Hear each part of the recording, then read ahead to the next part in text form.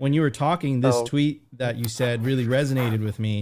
It says, quote, markets feel increasingly disconnected from reality because the ledger at which you price those assets in is increasingly detached with reality, math, and the law of conservation of energy. The problem disparity isn't in the asset, it's the currency. Wake up, Bitcoin. Now, and I would even say that it's not only markets. I think that this has a psychological effect on people as yeah, well. And I think yeah, that people in here, because a lot of people don't understand, and I'm sure you understand, Luke, right? Money plays an essential role in human society.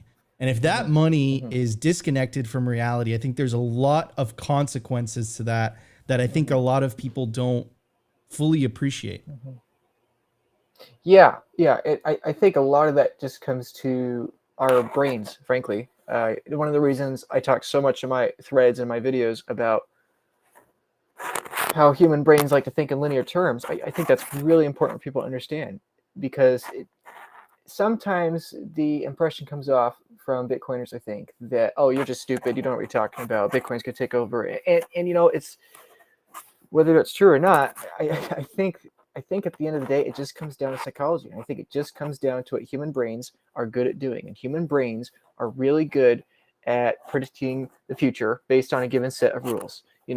I'm used to a day being the same length of time. I'm used to the seasons being the same length of time. I'm used to having, this needing roughly the same number of calories every day. Our brains are hardwired to think about the future based on a set of presuppositions that remain constant at a linear rate.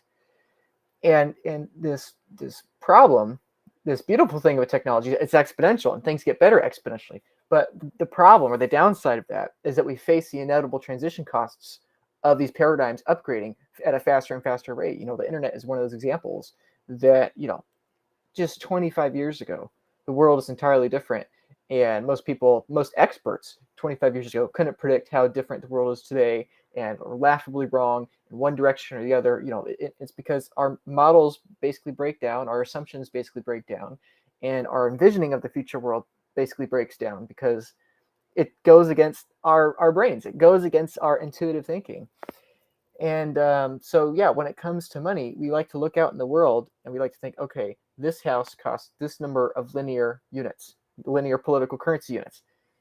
And, that works on a day-to-day, week-to-week, month-to-month basis. But when you start zooming out and looking at the whole picture in logarithmic terms and not linear terms, all of a sudden you realize how flawed thinking that is. And so, regarding that tweet, I don't know if we could pull that back up again, but Absolutely. but back to that idea, the essential idea I'm trying to hammer home there is that right now, most people, just every day, not even within Bitcoin, you're like, oh my goodness, the real estate market is so hot. Oh man, I can't believe stocks are so high. Stocks are going to crash. Oh man, this is crazy. That's crazy. What's going on? Why can my business not find people to work for me? Why are there so many people doing this? And why are politicians lying so much more than these, or perhaps even more importantly, getting away with the lies and much more bold lies? Why is all this happening?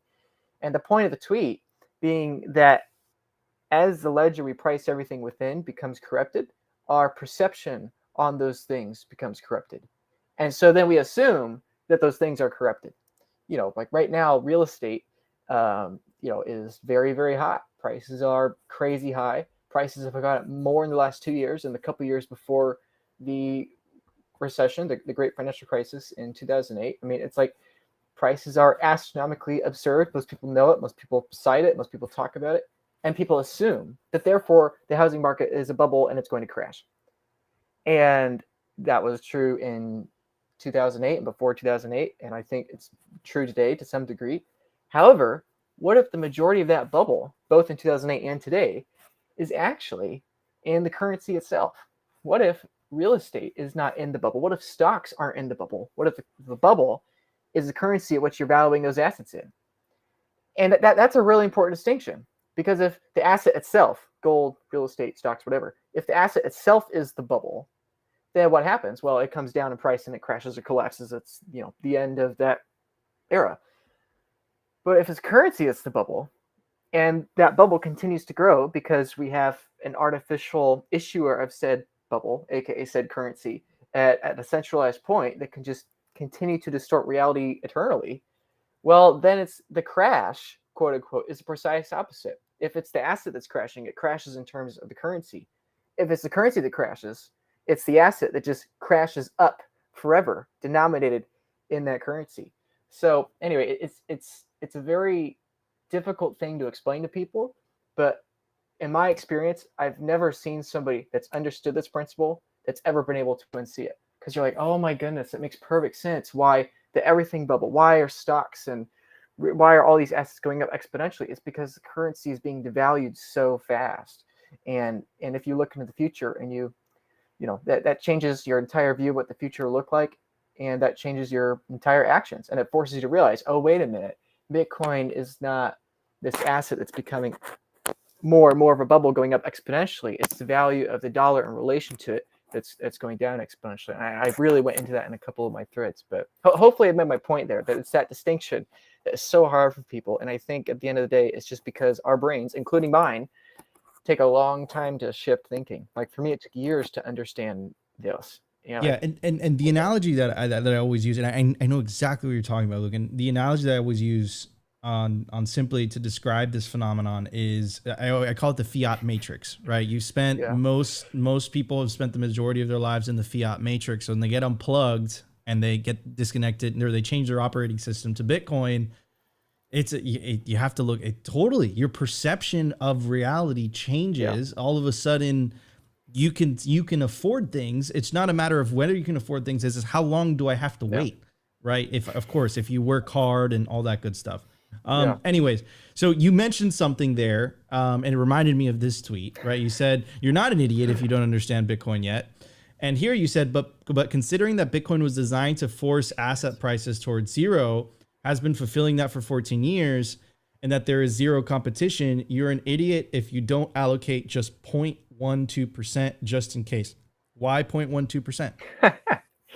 That number is completely, I mean, it's more or less arbitrary. That's part of the longer thread. That's not enough, Luke. What's going on? I went into it the whole thread of how I talked about how, basically what I did in that thread, for those that haven't read it, is basically I said, okay, here's today's current wealth distribution. Okay, and here's the current number of Bitcoins remaining and will ever remain.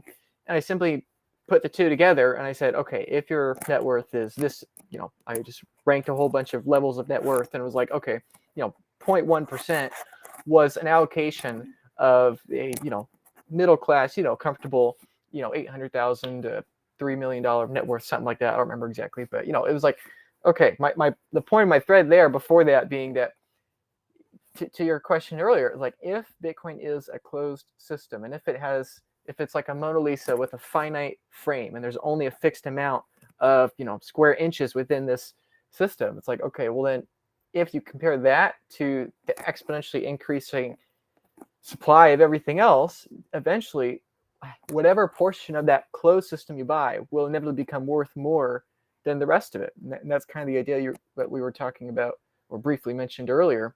And so then that's the basic point there, that it's like even a 0.1% or 0.5% or 1% allocation theoretically should be enough to protect the rest of your portfolio.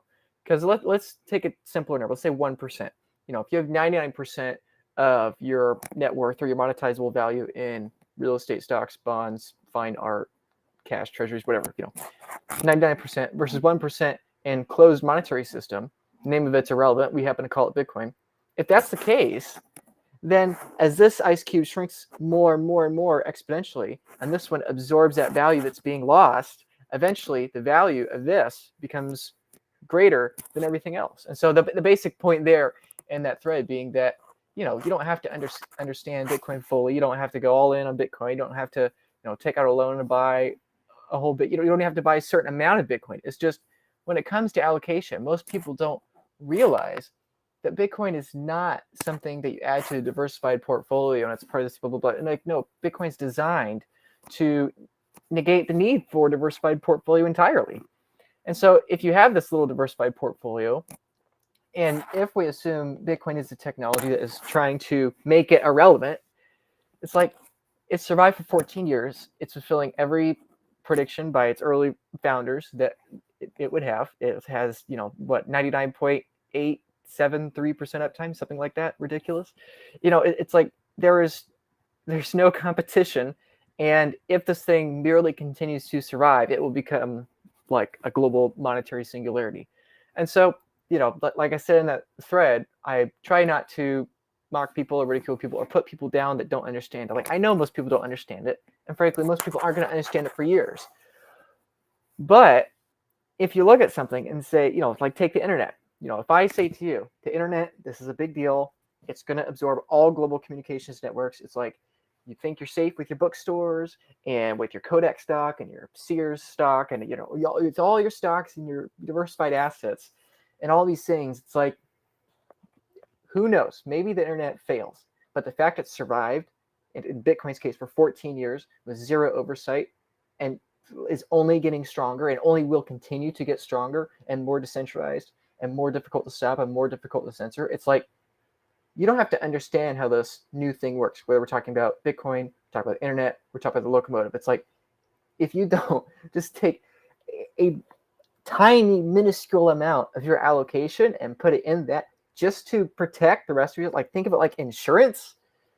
It's like, I think that's a really, really bad idea. And this is one of the things that Greg Foss talks about, that why I like him so much is because, he's from the bond world. And so he's from that deep, deep traditional finance world. And he talks continually about how risk managers are making one of the greatest mistakes of all time and not allocating to Bitcoin. Like a 0% allocation to Bitcoin is so much worse than a 1% or 0.5% or 0.1%.